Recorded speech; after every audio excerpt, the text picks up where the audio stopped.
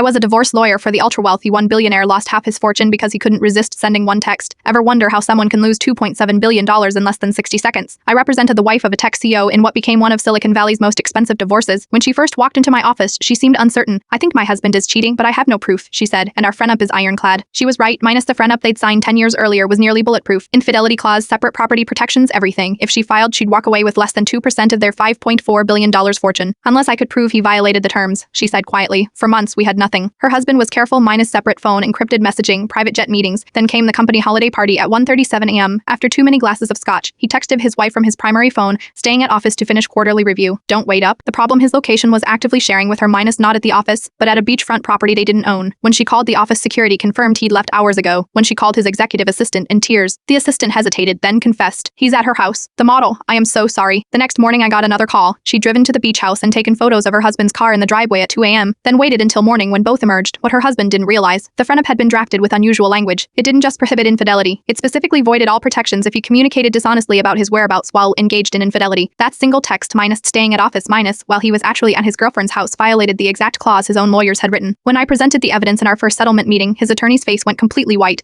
They asked for a break, and I watched through the conference room window as the lawyer showed his client the text message. The billionaire smashed his water glass against the wall. 3 weeks later, we settled for $2.7 billion, minus half his fortune, all because he couldn't resist sending that one text. The irony, if he'd simply not responded to her at all that night, the friend-up would have held. His need to cover his tracks with a specific lie is what cost him billions. My client donated $100 million to domestic violence shelters and now runs a venture fund backing female founders. She sent me a bottle of champagne on the day the settlement cleared with a note that read, "Kex for showing me that sometimes the truth is worth billions. Atri Claude can make mistakes."